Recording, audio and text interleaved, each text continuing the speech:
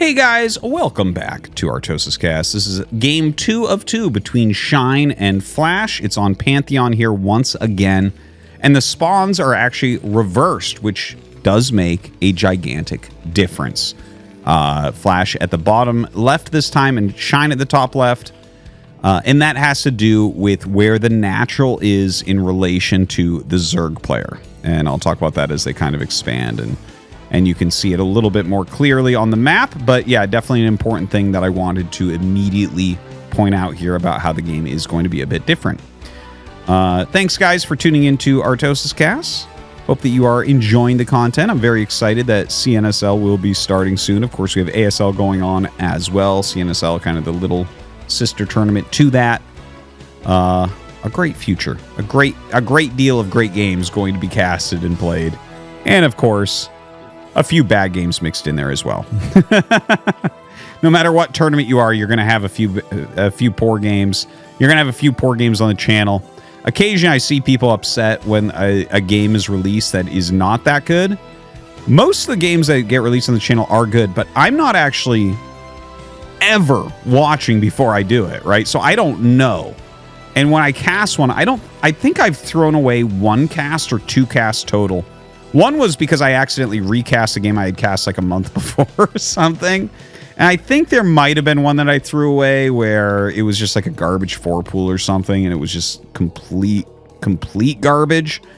But yeah, it's important to have games that aren't good too mixed in here and there, because not every game can be good. If every game's good, no game's good, right? If everything's exciting, nothing's exciting. Avoid cheap dopamine, right? Oh, man. And that's what it would be if this was a fucking StarCraft TikTok channel, man. It's just like little highlights of micro. You're not going to end up liking StarCraft at all after a bit, because you're like, I don't know, I've seen everything that's cool. Nah, fuck that. Let's build up to something amazing and sometimes have just games that fall flat on their face. All right.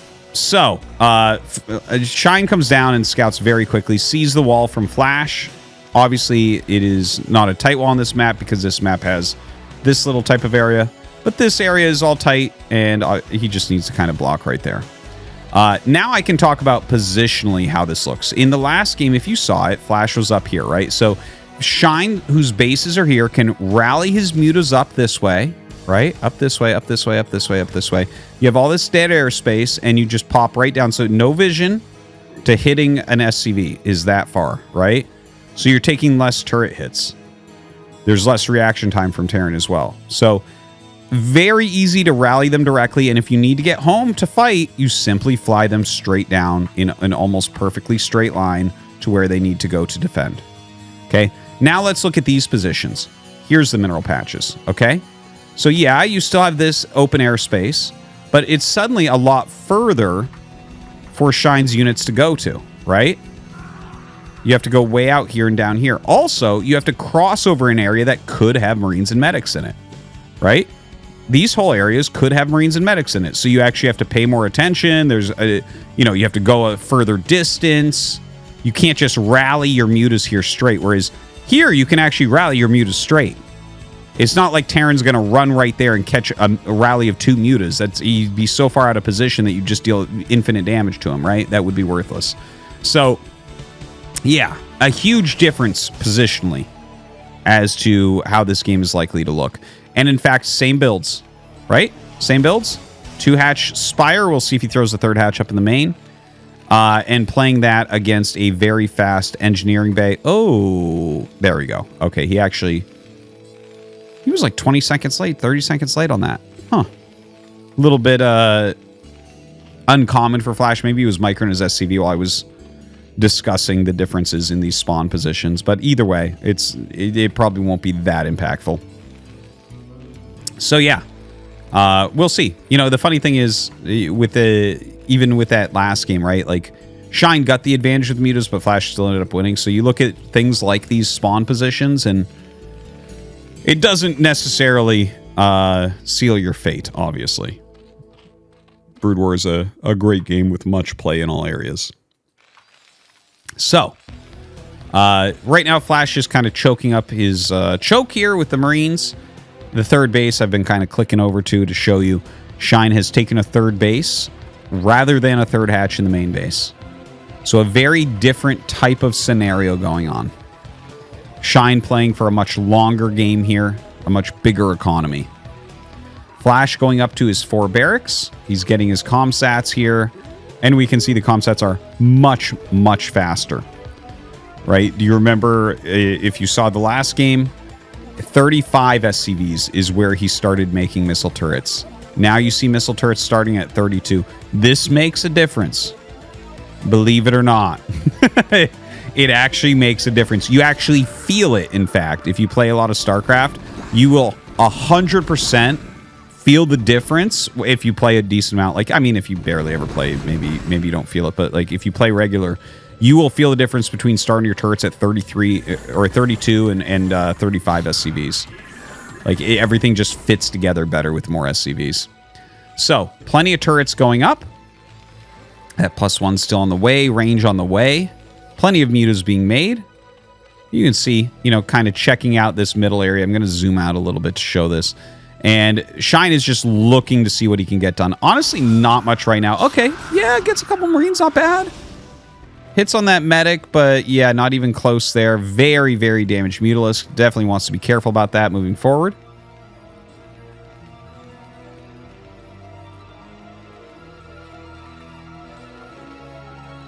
Flash starting to move out. His +1 and range are almost done. So it's actually a great time for Shine. Yeah, see that? Shine flies in, gets a few hits. Oops, range finishes, loses a muta. Okay, Flash starting to pressure out in the front a little bit. But we haven't seen him lose a ton of SCVs, right? He lost something like 9 SCVs almost immediately, so he dropped into the kind of lowish 20s. Yeah, I think he actually went even lost more than 9 now that I'm thinking about it. He lost a lot of SCVs in their previous match against each other, and just now trying to get up to where he was at previously after that factory start. That's a very normal thing. You start the factory, then start SCVs again. Just very expensive to make all this fit together. Now, Flash doing a pretty good job just kind of targeting down mutas, but I like what Shine's up to. Notice how he's focusing on killing off this entire army. Now, that's a big moment, is that the Marines come up to save the medics. If you get the medics there, it's almost always a very good trade for Zerg. But the medics are kind of the long-term units that are giving you value over time. Shine dives on it regardless and kills it all off.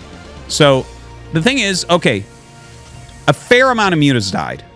But don't forget, we have 3 gases, right? We've got plenty of economy here for Shine. So he definitely can remake. The thing is, the economy for Flash is very, very good. And he's got the 4 barracks. So he can just remake those Marines and medics, and it's not a big deal. Honestly, when I see something like what we just saw there, it feels like a pretty even trade overall. There are situations where that can feel more Zerg favored. I think Solkey does those the best, where he actually ends up not really losing many mutas. Like, he'll kind of dog them a little bit and wait for them to get a little bit too far out, and then Lings will come in and help surround, and he'll just annihilate your army, and you'll never be able to come back against him. That's not what we saw. We saw Shine with pure mutas disable it, right?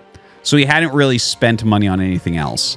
Didn't really have the Lings to deal extra damage and tank extra. So he's still just kind of rebuilding that Mutalisk count. Okay, he's got a full group of 11 here. And he might be able to do it again, right? Like, he's got that +1 attack on them, so they're definitely going to take some very good swipes. Yeah, picking off a few here and there.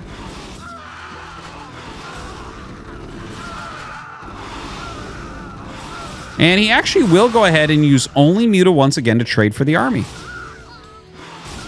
And ends up getting 3 of the medics. Really not bad at all. Really not bad at all. That third base definitely helping out. He has lurkers going up at both locations, so he's really not very breakable right now. We see no add-on, so it doesn't look like it's going to be a tech switch, but we don't know yet. It could still end up being something like a mech switch. We've seen a lot of that from Flash. A slightly later... Hold on. So that's his first vessel coming out, right? Okay, yeah. The second vessel going to start a little bit later here on that starport. The +1 armor almost done. If he starts +2, we know it's just going to be SK Terran. Armory. It is going to be the mech switch. There it is. And no add-on yet, but he's going to need to get the add-on very, very soon. Defiler Mound is on the way. We have Adrenal Glands on the way. Carapace on the way. So some very good things. Some lurkers out in the map. Flash just kind of pushing forward slightly. Wait, is there... No.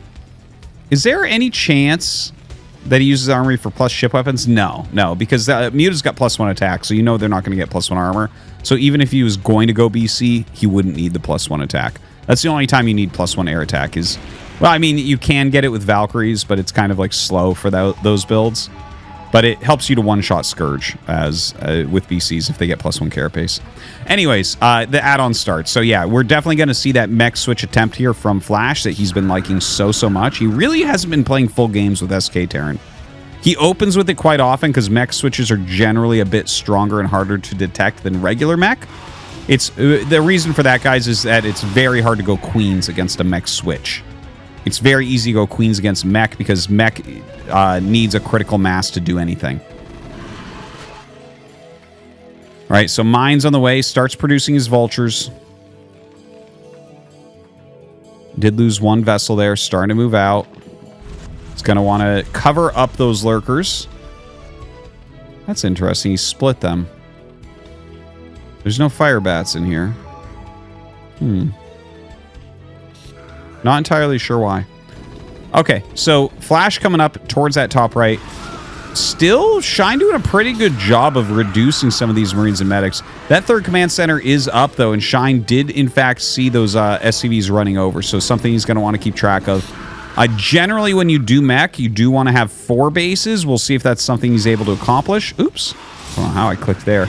But yeah, the Muta's coming in for a little bit of harassment. 63 SCVs against 33 drones. Definitely Flash getting himself economically into an excellent position.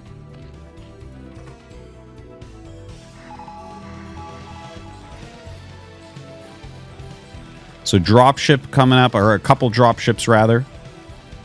I think the dropships will be to attack this base. If he can slow the 4th base, that's going to be very, very good for him. If Shine just straight gets onto a 4th base, not sure how you're supposed to deal with that as Flash. The mech build can be very strong, but it's actually very hard to break through Defiler Lurker. So we'll see what the drops end up doing. Yep, sending them up here towards that top right. Anytime they take a natural as their 3rd, you know they're going to take this a little bit faster than they should, and drops can oftentimes clear that out for you and buy you a bit more time. Right now, Shine is actually getting drops. Look at that, transporting for Overlord. So he actually knows that this is a mech switch 100%. He's completely aware. Because, like, that's the only time you really want drops is against mech. So we'll see if that comes into play. All right, Scan goes down here on that 4th base. He's waiting for the hatch to finish. And yeah, he'll go now since the Muta found him. There's no sense in really waiting. And the Muta finding him actually allows the double hatch cancel there from Shine. So that's kind of nice. Defiler comes out. Throws down the preemptive Dark Swarm. And going to put some lurkers on top of this ramp. So very good defense. 4th base now going up for Flash, which is crucial. Barracks flying out for spotting. Since Shine already knows, who cares? Float him out. 4 add-ons. Chills. Dude, 4 add-ons super fast. So he's going to mass tanks so quickly.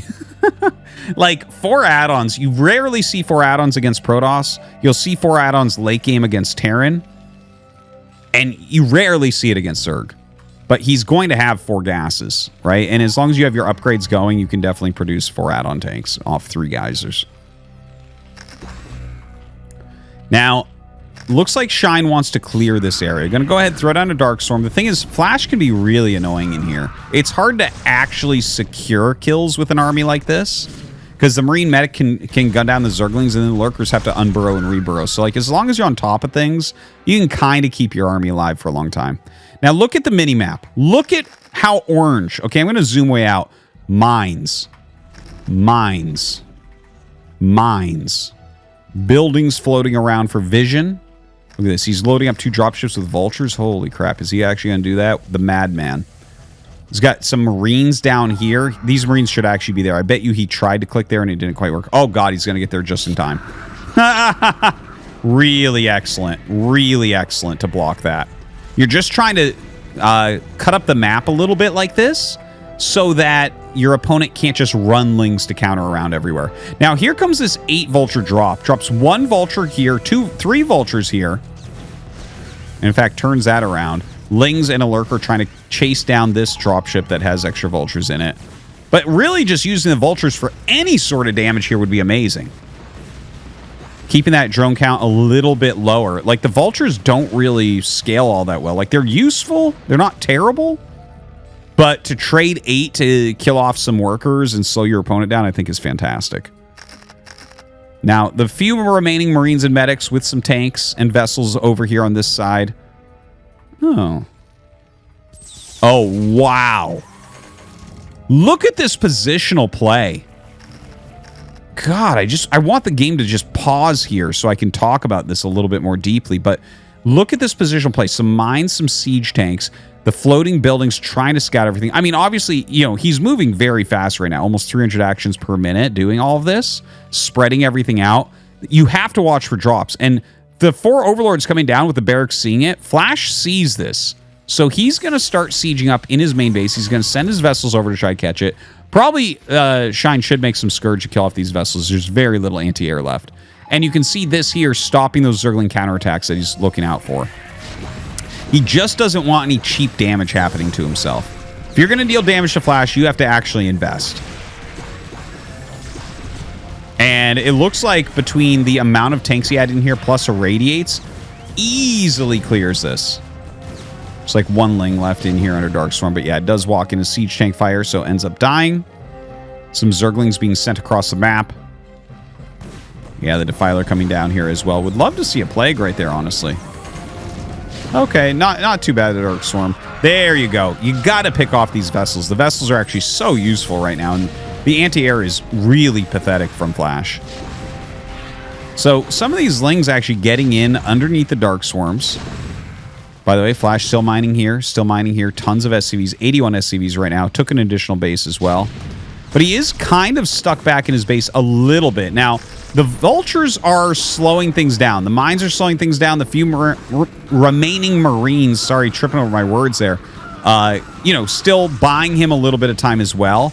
Obviously, the Dark Swarms are going to be very annoying to deal with regardless. Oh, that's a hilarious one. What are we even looking at? A little bit of an overclick there. But there's so many tanks in siege mode here. The Lings aren't really going to do any more at this moment. But if you can make your opponent get slowed down a little bit by these constant, like, Zergling attacks, it might open up something like a nice drop for yourself elsewhere. Now, another group of Speedlings coming in and trying to eliminate some of these siege tanks. And it looks like they will get rid of some of them. One does remain. So still, those tanks definitely been worth their weight in gold over there, stopping any attacks from occurring on that side of the map. Looks like he's trying to take a different angle this time. There are a few units left to catch, very small amounts of units coming in. A Mutalisk added in. We see Ultralisk upgrades on the way, some melee attacks, some additional carapace upgrades, and those are all well and good. You do have to be careful of a possible Mutalisk switch. Obviously, the upgrade's starting to get very good for the mech, with +2 armor on the way and +3 attack just started. So that is something you have to watch out for. If you do try a Mutalisk tech switch and they have enough air, you can really pay for that. But if they don't have enough air, that can win you the game. And I'm looking at how much air there is, and there are still a couple of vessels. And yeah, see, look, 12 mutas, right? We just don't see many Goliaths here. There's no Valkyries. There's 2 vessels, which are, I think, low on energy, both of them. There's 1 irradiate there, but some Scourge coming in, so maybe you can catch those as well. Yeah, he's going to be able to. So this switch into mutas, like, you don't even have to make that many. It looks like he's making 15 right now, and he might actually just continually make them and try to win off of them alone. But they're going to fly in and kill so many siege tanks. It's going to be wild. You watch. These 12 mutas right here will kill more than 12 siege tanks, I bet you. 7 Goliaths get started. The mass scans of Flash helping him out quite a bit. So as those Goliaths come out with their great upgrades, they are going to do well against +1 mutas. Right? The mutas are going to be about 3 upgrades behind. But the mutas have a lot of time to deal some damage. And he actually flies into the expansion. Not what I expected. I actually thought for sure he'd dive on siege tanks to reduce those numbers. Instead, goes after some of the SCVs. The SCV count is gigantic. So I don't feel like that's doing that much here for Shine. But Shine, with this Mutalisk tech switch, trying his best to get some real damage done. Some Lings come in here as well. The Goliath's coming up to fight. Trying to get this command center. Not going to be able to get that. I think he's got to maybe rotate elsewhere. I'm surprised on how he's playing that. I felt like, man, if you come down here, like maybe hit these siege tanks, you get rid of, 10, 15 siege tanks, suddenly your ground army can fight. But right now, he's like using his air units to deal some damage to the economy for sure. It was like 83 probes, something like 83 SCVs, something like that. He's come down to 68. But 68 is completely fine on the number of bases he has. 68 is a great number of workers. Shine here having a hard time holding that 5th base.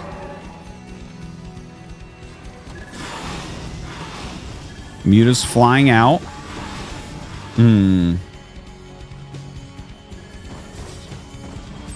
And now a real attack coming up. Okay, Flash is maybe for the first time actually going with a giant mech attack across the map. Now, Darkstorm going to go down, but it's just Lings, so you are going to be able to kill those with splash damage over time. Should run this Goliath underneath the Darkstorm. Now, the Muta's going to do a pretty good job starting to kill off some of these tanks. A nice Plague goes down, but more Goliaths come up, and will start to push these Mutalisks backwards a little bit. Really, he should just target down the Plague tanks at this point, I would say.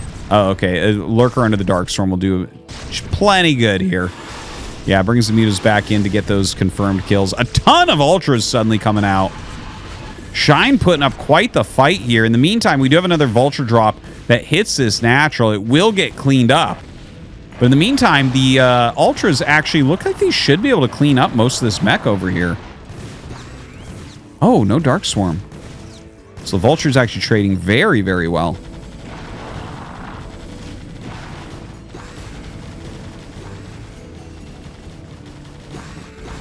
All right, has Flash done enough damage? Yeah, it looks like he... Well, I swear to God, I had no idea the replay was about to end.